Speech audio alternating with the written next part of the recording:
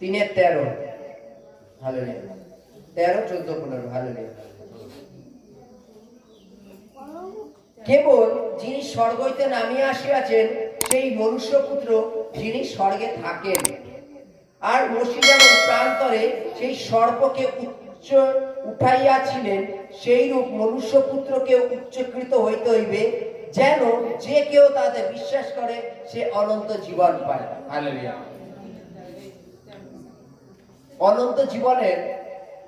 অনন্ত জীবনের রাস্তা আমরা সকালে খুঁজে বেড়াই, তাই তো? মানে এক কথায় বলা চলে, যদি আমাদের কেউ কিছু খুঁজতে দেয় আর আমাদের চোখে যদি পট্টি বেঁধে দেয়, পট্টি মানে কাপড় বেঁধে দেয়, যদি বলে এবার খোঁজ, তাহলে আমরা কিভাবে খুঁজি?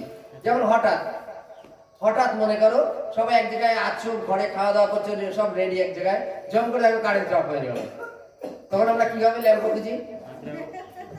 দেশলাইটা কিভাবে খুঁজি? কোথায় ছিল? সবাই দাঁড়াও, একজন করে উঠে গিয়ে ঠিক কোথায় রাখতে সেই জায়গাটা খুঁজতে হয়। হালেলুয়া, তাই তো না? তদানুসারে আমরা অনন্ত জীবনটাকে এইভাবে খুঁজি। কারা?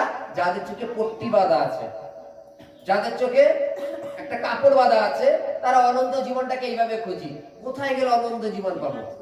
রাগের জন্য তো আমরা মাঝে মাঝে কেউ হয়তো কোনো মাঠের এক কোনায় গিয়ে বসে থাকে, পুকুর পাড়ের এক কোনায় গিয়ে বসে থাকে, কেউ হয়তো ব্রিজের উপরে গিয়ে হাওয়া খেতে থাকে। শান্তি কোথায় পাবো? অনন্ত জীবন কোথায় পাবো? পরিত্রাণ কোথায় পাবো? সুখ কোথায় পাবো? তাই তো নাকি?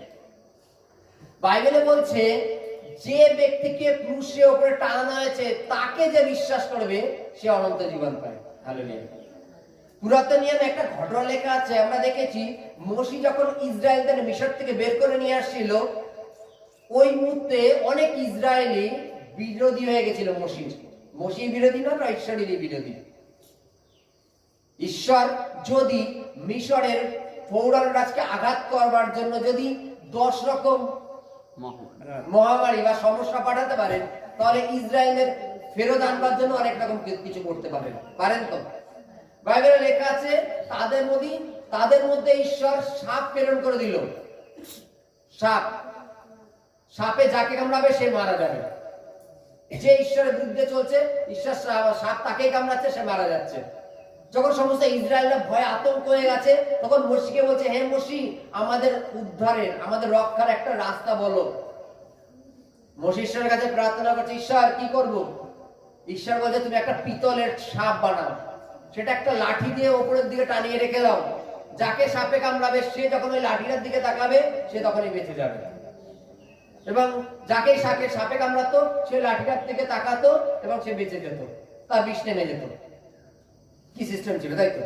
এবার প্রসঙ্গ, সাপের দিকে কেন তাকাতো? সে বিশ্বাস করতো ঈশ্বর মোশির মাধ্যমে আজ্ঞা দিয়েছেন এবং মোশি সাপটা বানিয়েছেন। মোশি বানায়নি, ঈশ্বর বানিয়েছেন। এবং যদি আমি সাপটার দিকে দেখি, তাহলে কার দিকে দেখার সমান?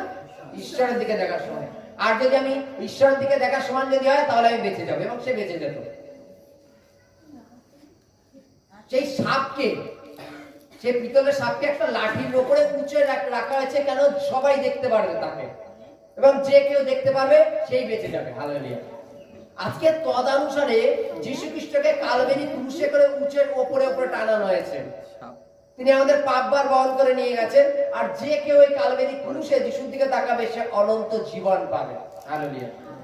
যে কেউ এটা বিশ্বাস করবে যে তিনি আমাদের পাপের জন্য কালবারি ক্রুশে চেপে গেছেন, সে অনন্ত জীবন পাবে।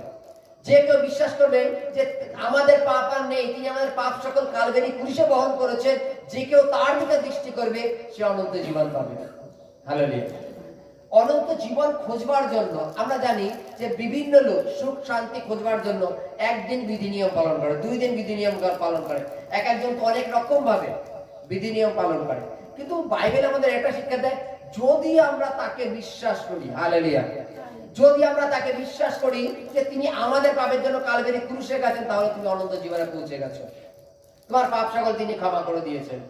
যদি আমরা তাকে বিশ্বাস করি এবং আমরা যদি পাপ থেকে ফিরি, আর যদি আমরা পাপের মধ্যে আবার ডুবে থাকি, তাহলে তিনি আমাদের ক্ষমা করবেন না। Hallelujah, hallelujah.